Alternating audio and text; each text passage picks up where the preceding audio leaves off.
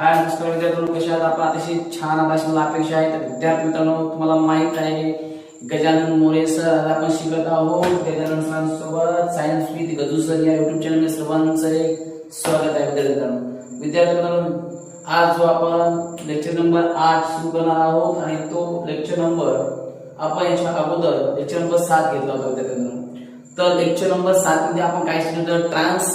Translocation शिकलो. काय शिकलो? ट्रान्सलोकेशन. ट्रान्सलोकेशन म्हणजे काय?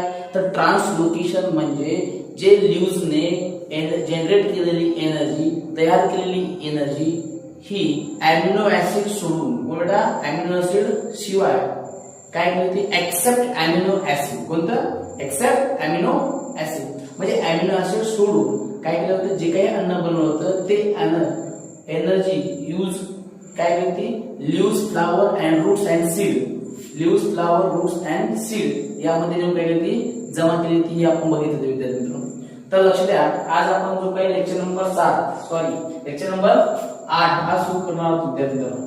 तर बघा, तुम्हाला माहिती आहे लेक्चर चॅप्टरचं नाव आहे, काय नाव आहे? Life process in living organism. तर हा इयत्ता 9वी मधील, कोणत्या?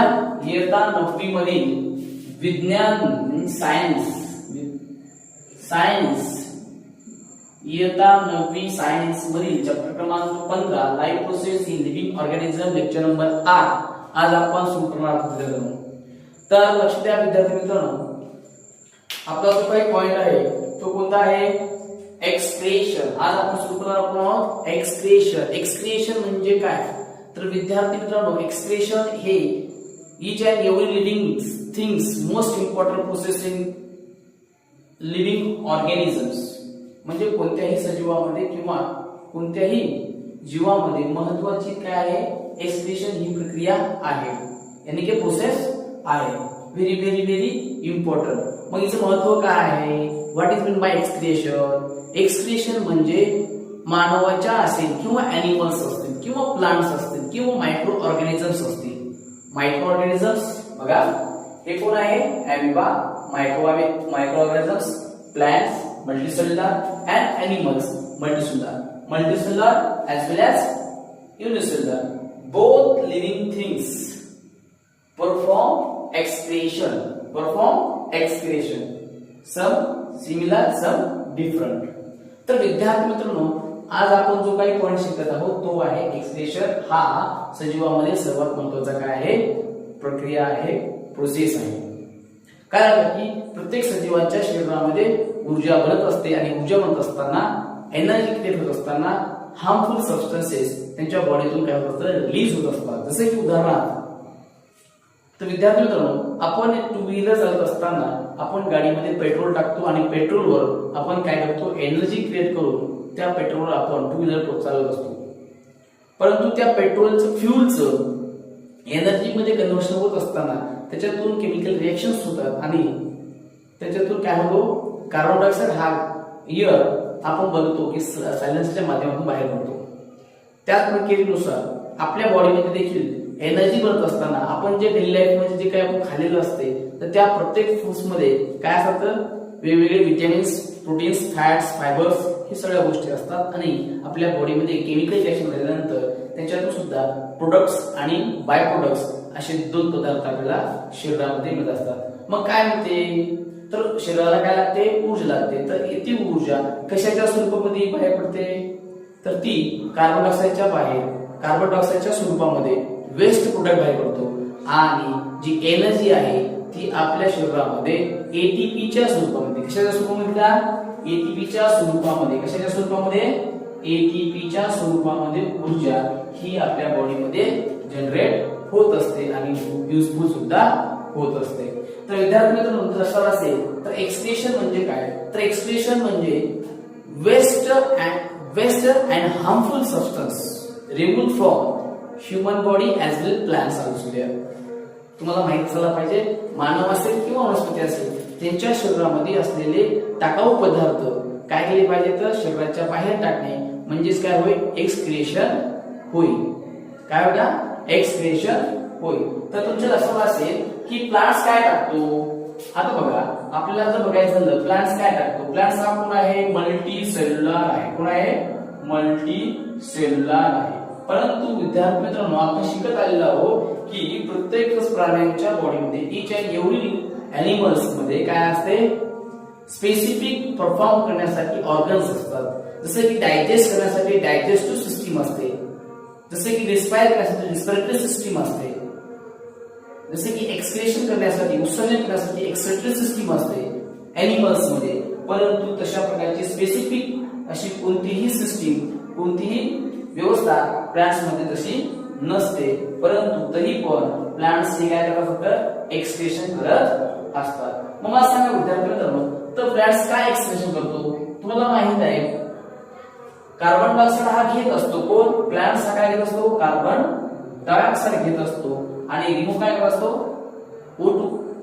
हा प्लांट साठी कोण आहे, हार्मफुल सबस्टन्स आहे. कोण आहे हार्मफुल? कोण? ऑक्सिजन. कारण का केमिकल रिएक्शन झाल्यानंतर याच्यातून काय करतो, बाय प्रोडक्ट बाय करतो.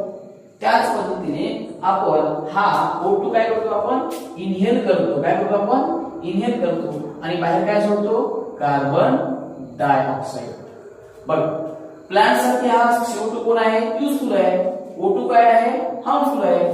तर O2 हा मानवासाठी कोण आहे, युजफुल आहे आणि कार्बन कोण आहे, हार्मफुल आहे. ओके. परंतु लक्ष द्या विद्यार्थी मित्रांनो, सेम हे जे एअर्स आपल्या बॉडीतील, एनिमल्सच्या बॉडीतील किंवा प्लांट्सच्या बॉडीतून असलेले जे काही एअर आहे ते एअर केमिकल रिएक्शनच्या माध्यमातून बाहेर पडत असतात. ओके.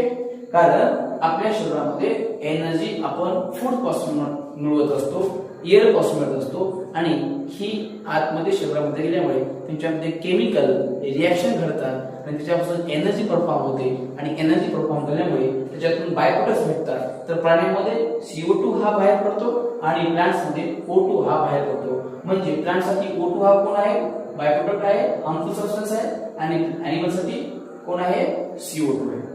तर आपण जर ह्युमन बिंग बद्दल बोलायचं झालं तर विद्यार्थी मित्रांनो तुम्हाला माहित आहे, आपण आपली बॉडी टेम्परेचर मेंटेन करण्यासाठी किंवा आपल्या शरीरातील जे काही हार्मफुल सबस्टन्स रिलीज करण्यासाठी काय करत असतो, आपल्या बॉडीमध्ये असलेले sweat glands, secretion of sweats means जो काही कॉमन लँग्वेज इन मराठी आपण काय म्हणतो मराठीमध्ये, त्याला घाम म्हणतो. काय म्हणतो आपण, घाम. हिंदीमध्ये त्याला पसीना म्हणतात. काय म्हणतात, पसीना. तर हे अशा प्रकारचे आपल्या बॉडीमध्ये बॉडी टेम्परेचर मेंटेन करणे असो किंवा शरीरातील घाम बाहेर टाकणे असो, ही घाम बाहेर टाकणे म्हणजे हे देखील काय आहे, एका प्रकारचं एक्सक्रेशन आहे. काय आहे, एक्सक्रेशन. त्यानंतर आपण घेतलेलं जे श्वास आहे, आपण रिस्पायरेशन करतो म्हणजे काय करतो, बाहेरील ऑक्सिजन आतमध्ये घेतो आणि बॉडीमध्ये तयार झालेलं कार्बन डायऑक्साइड आपण बाहेर टाकतो आणि हे बाहेर टाकल्यानंतर आपल्याला काय होत असते, बॉडी रिलॅक्स वाटते. जर हे कार्बन डायऑक्साइड आतमध्येच राहिला तर आपल्याला त्याचे साईड इफेक्ट पाहायला मिळतात. त्यामुळे आपल्या बॉडीसाठी वेस्टेज मटेरियल यानी की वेस्टेज सबस्टन्स रिमूव्ह करणं फार महत्त्वाचं आहे. Very very very important. विद्यार्थ्यांना लक्षात द्या. त्यानंतर आपण जर प्लांट्स बघितलं, त्यानंतर एनिमल्स बघा. आता एनिमल्स मध्ये दुसरा एक आहे जो की आपल्या ऍब्डोमिनल कॅव्हिटी. ऍब्डोमिन म्हणजे काय, पोट. ऍब्डोमिन म्हणजे काय, पोट. ऍब्डोमिनल कॅव्हिटी, पोटाची जी पोकळी आहे त्या पोकळीच्या पाठीमागे posture area, abdominal cavity back side of the posture area located one pair of kidney. म्हणजे दोन किडनी, पेअर म्हणजे काय, जोडी.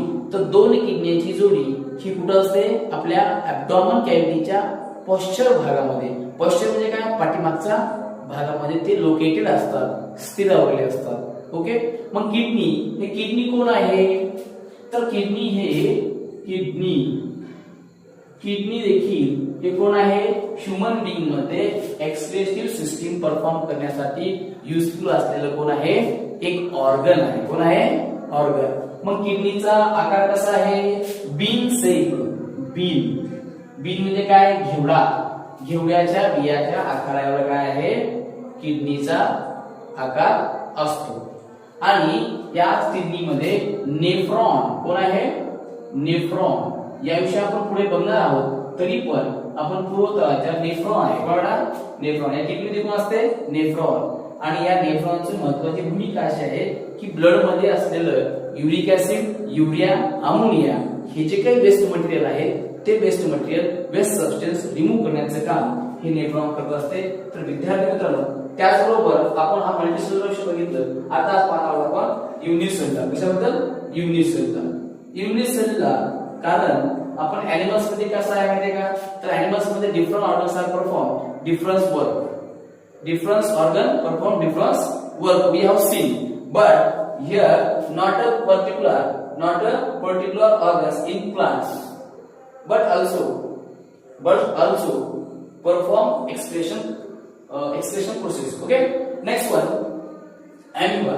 Amoeba is unicellular organisms. Which are that? Amoeba is unicellular organism.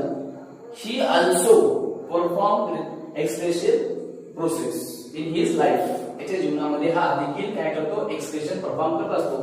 एक पेशी असला तरी मग हा कसा करतो, तर ज्या वेळेस त्याची याच्यामध्ये कोणत्याही प्रकारची कॉम्प्लेक्सिटी नसल्यामुळे, त्याला एकच सेल असल्यामुळे तो काय करत असतो, त्याच्या शरीरामध्ये जे काही वेस्टेज सबस्टन्सेस आहेत तो डायरेक्टली काय करतो, डायरेक्टली तो रिलीज करत असतो. ओके, तर अशा पद्धतीने हे आपल्याला आपण unicellular, multicellular, plants, animals and human beings याबद्दल आपण माहिती घेतली आहे.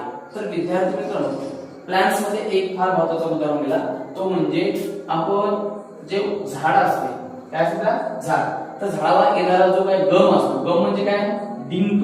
गम म्हणजे काय, डिंक.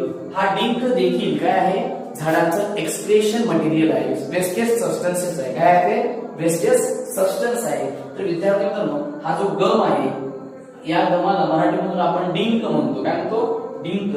तर लक्ष द्या, डिंक जो आहे हा आपण मेडिसिन म्हणून ह्युमन बीइंग यूज करत असतो. जरी हा जसं की प्लांट्स O2 हा टाकाऊ पदार्थ असला तरी मानवासाठी कसा आहे, एनिमल्ससाठी कसा आहे, तो युजफुल आहे. Same similar gum also release of excretion process plants but very useful for human being. Why? Because gum is a very important substance. कारण तो फार महत्वाचा आहे. कोण आहे, फार महत्वाचा आहे. कारण गमचं काम हे आहे, डिंकचं काम हे आहे की बॉडीचं टेम्परेचर मेंटेन करणे, हीट रिलीज करणे बॉडीमध्ये असलेलं, त्याचबरोबर बोन स्ट्रॉंग करणे. Bone make strong, bones make strong, and digestive system also being well.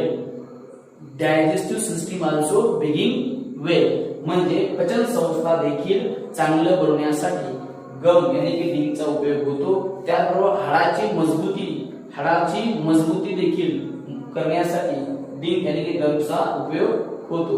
तर विद्यार्थी मित्रांनो प्लांट्स जे काही टाकाऊ पदार्थ आहेत, प्लांट्सचे जे काही टाकाऊ पदार्थ आहेत ते पदार्थ एनिमल्ससाठी फार महत्त्वाचे आहेत. असं काही नाही की वनस्पती जे टाकाऊ पदार्थ आहेत ते माणसाचे सुद्धा टाकाऊ पदार्थ आहेत यानी की वेस्ट मटेरियल आहे अशाचा भाग नाही. जे प्लांट्सचे टाकाऊ पदार्थ आहेत यानी वेस्ट मटेरियल आहे तेच एनिमल्ससाठी कसं आहे, युजफुल आहे. हे आपण ज्या अगोदर शिकलेलं आहे, आता पण शिकत आहोत. आता सर्वात महत्त्वाचं राहून गेलं तो म्हणजे एक्सक्रेशन. एक्सक्रेशनची डेफिनेशन काय म्हणते बेटा, एक्सक्रेशन आपण बघितलं की रिमूव्हल ऑफ वेस्ट सबस्टन्स. बघा, द रिमूव्हल ऑफ काय बेटा, removal of the removal of waste or harmful, waste or harmful. waste म्हणजे काय, टाकाऊ, आणि harmful म्हणजे काय, घातक. waste or harmful कोण बेटा, सबस्टन्स, पदार्थ. काय का, सबस्टन्स म्हणजे पदार्थ. फ्रॉम बॉडी, कुठून बॉडी, कुठून बेटा, body. It is called excretion. त्यालाच आपण काय म्हणतो, उत्सर्जन. इथं आपण बॉडी हा शब्द यासाठी वापरला आहे, आपण या ठिकाणी प्लांट बॉडी म्हणलो असतो किंवा एनिमल बॉडी, त्याचबरोबर मायक्रो ऑर्गॅनिझम बॉडी आल्सो इथं म्हणलो असतो. पण तिघांचा समावेश बॉडी या शब्दामध्ये होत असल्यामुळे आपण बॉडी हे वापरलेला आहे. तर विद्यार्थ्यांनो लक्ष द्या, आज आपण हा जो काही पॉइंट घेतलेला आहे, the life process in living organism, lecture number 8, science class 9. पॉइंटचं नाव आहे excretion. The removal of waste और harmful substance from body, it is called excretion. म्हणजेच एखादा घातक पदार्थ आपल्या शरीराच्या बाहेर टाकणे म्हणजे सजीवाच्या शरीराच्या बाहेर टाकणे म्हणजेच काय होय उत्सर्जन होय.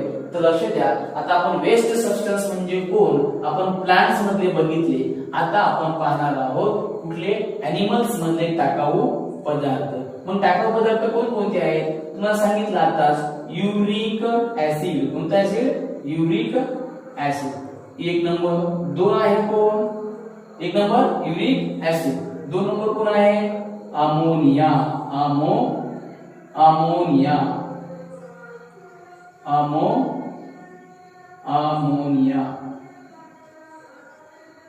Ammonia.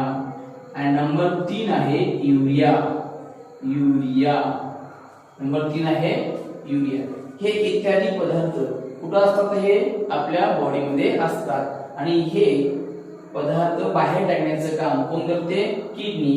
Kidney is a very important in excretion in human being. म्हणजे मानवामध्ये उत्सर्जन संस्थेमध्ये किडनी फार महत्वाची आहे.